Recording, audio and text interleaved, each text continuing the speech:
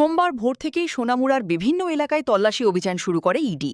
তদন্তকারী সংস্থার একাধিক দল কথিত নেশা সম্রাট হিসাবে পরিচিত আনোয়ার হোসেন ওরফে সুমন এবং জসিম মিয়ার বাড়িতে অভিযান চালায়। সূত্রের খবর, প্রায় ১৫০ কোটি টাকার আর্থিক লেনদেন ও অর্থ পাচার সংক্রান্ত একটি মামলার তদন্তের সূত্র ধরেই এই অভিযান। তল্লাশি চলাকালীন বিভিন্ন গুরুত্বপূর্ণ নথি, ব্যাংক লেনদেনের তথ্য, সম্পত্তি সংক্রান্ত কাগজপত্র এবং ডিজিটাল তথ্য সংগ্রহ করা হচ্ছে বলে জানা গেছে।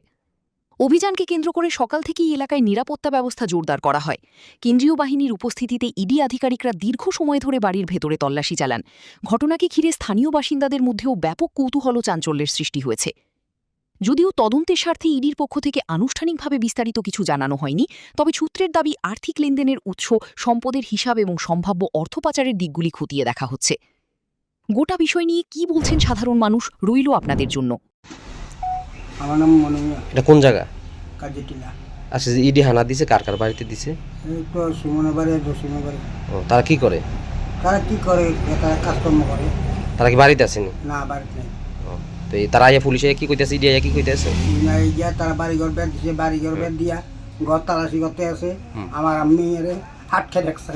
হ্যাঁ, আমার মানে ছোট বাচ্চা বাটটা খাইতে পারে না, বাটটা দেয় না, তারা গরম আটকে রাখছে, বন্দি করে রাখছে। আমি মাইয়ের বাপ। মানে যে তারা বাড়িতে আসছে সুমনের শ্বশুর নাকি? হ্যাঁ। এই মানে কি কইতেছে এরা? পুলিশ আইয়া কইতেছে কিছু আছে বা তারা করতেছে, তারা এত কথা করে। তারা আমি বললাম আপনারা কি এত ঘন্টা তো রয়েছেন? আমরা 7টা রাখেন। কি কি তালাশ করতেছে? মানে তারা কি তালাশ করছে কইতেছে না তো, তার গড়টা চেক করে খালি।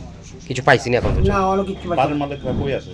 এই ঘটনায় রাজ্যের রাজনৈতিক ও প্রশাসনিক মহলেও আলোচনা শুরু হয়েছে। অভিযান শেষে কী তথ্য সামনে আসে এবং তদন্ত কোন দিকে এগোয়, সেদিকেই এখন নজর সবার। Bureau report, news now.